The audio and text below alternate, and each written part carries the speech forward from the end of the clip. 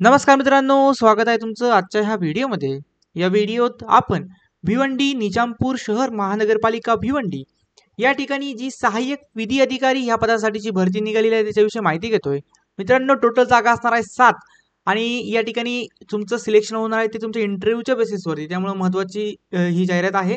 या ठिकाणी शैक्षणिक पात्रतेमध्ये पाहिलं तर तुमची विधी शाखेमध्ये तुमची पदवी असणं आवश्यक आहे। विधी शाखेमध्ये तुम्ही ग्रॅज्युएट पाहिजे। शासकीय निमशासकीय स्थानिक स्वराज्य संस्था संबंधित न्यायालयातील किमान 5 वर्षाचा तुमच्याकडे कामाचा अनुभव असणं आवश्यक आहे। ओके, त्यानंतर खुल्या प्रवर्गाकरता वयोमर्यादा 35 वर्ष व आरक्षित वर्गासाठी 38 वर्षाची या ठिकाणी वयोमर्यादा असणार आहे। 32,000 रुपये तुम्हाला या ठिकाणी वेतनमान मिळेल। ठोक वेतनमान असणार आहे। पहिल्यांदा 6 महिन्यासाठीची भरती होईल कॉन्ट्रॅक्ट बेसिसवरती, नंतर तुमच्या कामाच्या बेसिसवरती जज करून तुम्हाला या ठिकाणी पुढे कंटिन्यू केलं जाईल।